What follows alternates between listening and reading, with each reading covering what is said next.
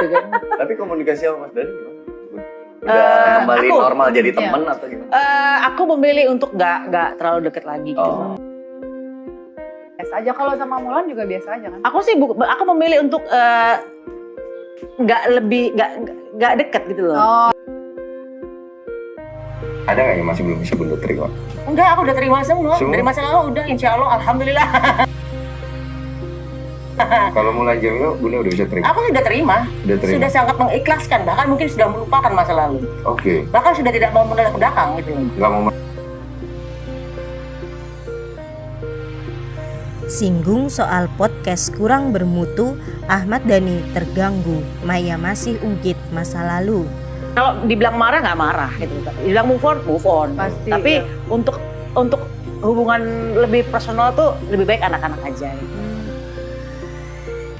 Ya lama-lama kan terganggu juga lama-lama kan, karena kan mau nggak mau kan Mulan kan istri saya gitu loh. Musisi Ahmad Dhani beri tanggapan setelah mantan istrinya Maya Estianty masih banyak membicarakan masa lalunya di berbagai podcast dan channel YouTube.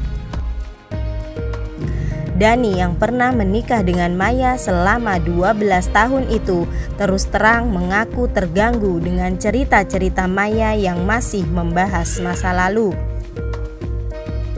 Memang kurang srek kalau istri saya itu digibahin terus. Meskipun sama mantan istri juga, kata Dhani dikutip dari YouTube Indosiar. Meskipun sama mantan istri juga, tapi kan itu juga nggak srek lah. Ya. Lama-lama terganggu juga imbuhnya. Terlebih ketika berbicara masa lalu, nama Mulan istri Ahmad Dhani saat ini kembali ikut terseret.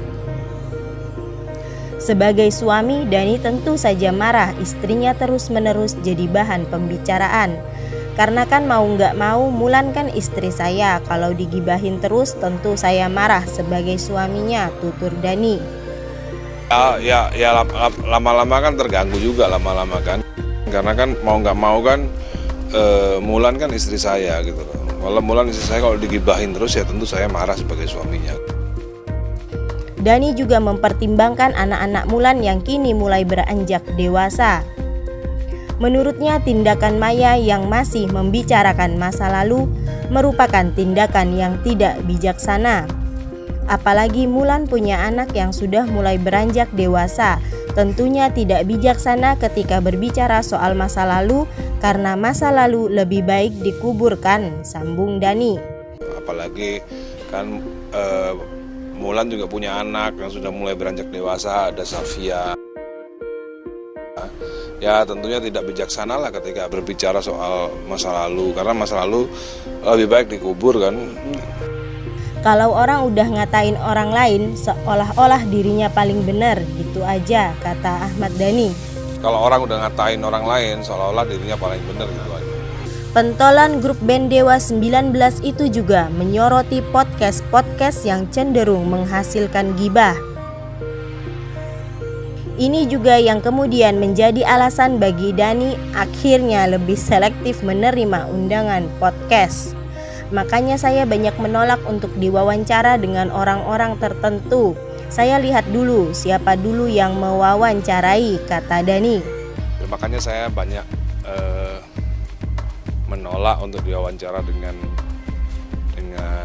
orang-orang tertentu ya. Saya lihat dulu ini siapa yang wawancarain, ini punya potensi gibah nggak gitu kira-kira.